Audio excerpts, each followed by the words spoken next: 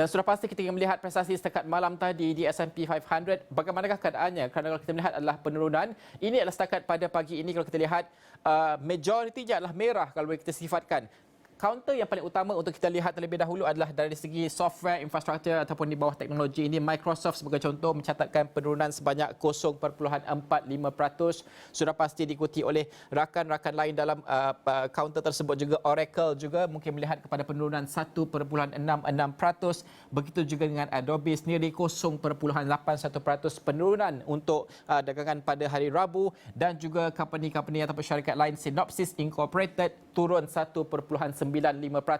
Ini sudah pasti bukan sahaja melihat kepada prestasi saham itu yang menantikan minit mesyuarat The Fed pada ketika itu yang sudah pun dikeluarkan, tetapi pada masa sama melihat kepada prestasi keseluruhan industri tersebut. Kalau kita melihat kepada saham Apple di bawah consumer elektronik sebagai contoh, Apple setakat dagangan pada malam tadi menyusut 0.50%. Untuk sebuah syarikat yang mempunyai nilai pasaran ataupun nilai pasaran yang $3 trilion ini, penurunan 0.5% dicatatkan. Dan apa yang dinantikan untuk counter Apple adalah berkaitan dengan pelancaran iPhone terbaru yang dijangka pada bulan hadapan. Bagaimana ini akan menolak naik saham Apple di bawah consumer electronics. Kalau kita melihat semiconductor, ini sangat penting sekali. Syarikat utama yang punya modal pasaran yang besar, Nvidia sebagai contoh, kalau kita melihat penurunan 1.03% setakat pada malam tadi dagangannya. Dan juga begitu juga dengan rakan-rakan yang lain dalam sektor tersebut seperti Broadcom,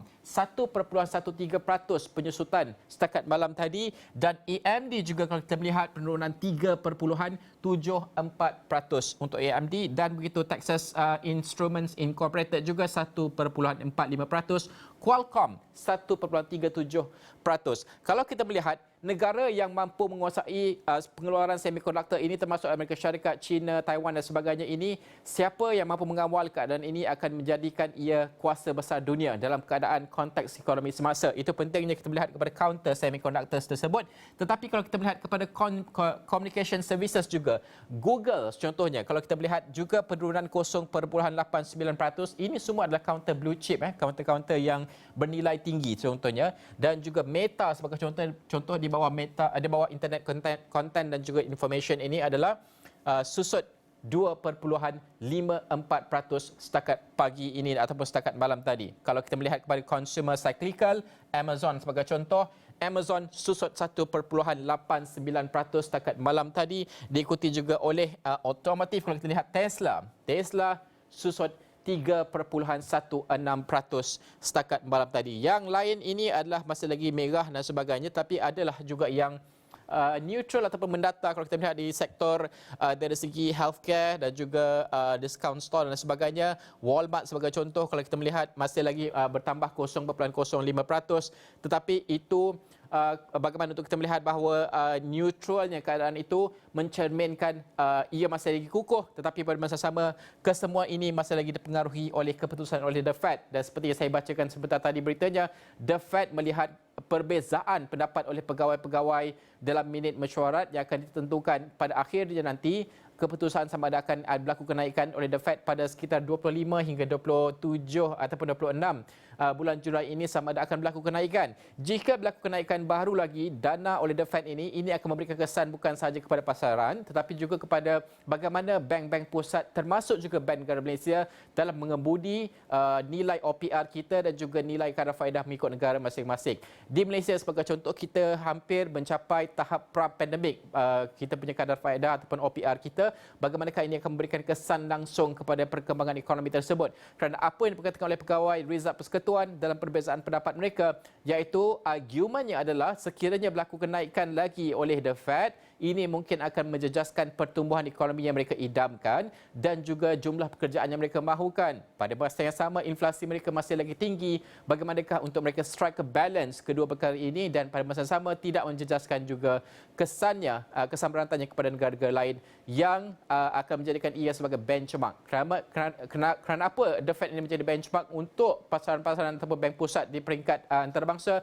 kerana sekiranya kadar faedah di Amerika Syarikat jauh lebih tinggi perbezaannya dengan negara-negara lain termasuk Malaysia, pelabur-pelabur akan meninggalkan pasaran kita dan pergi ke negara ini kerana pulangannya lebih tinggi. Itu realitinya dan sebab itulah keadaan OPR kita perlu juga dalam keadaan kompetitif dan pada masa sama menyokong pasaran tempatan juga. Itu bagaimana kita melihat di negara awal ini dalam masa ke masa.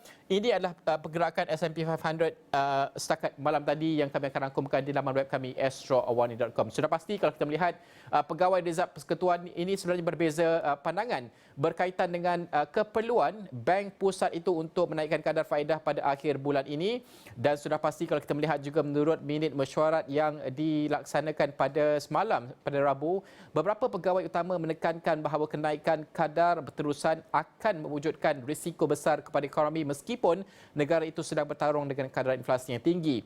Dan pada masa sama majoriti pegawai juga menjangkakan masih wujud risiko tinggi terhadap kenaikan inflasi seterusnya di negara Uncle Sam itu. Sebelum ini, The Fed setuju meningkatkan kadar faedah pada Julai 5.25 hingga 5.50%. Namun pakar melihat ia akan menjejaskan sektor ekonomi termasuk peluang pekerjaan dan juga pertumbuhan yang dimahukan. Justru majoriti mahu kadar dikekalkan bagi bulan Julai dan keputusan itu akan dinantikan pada akhir bulan ini.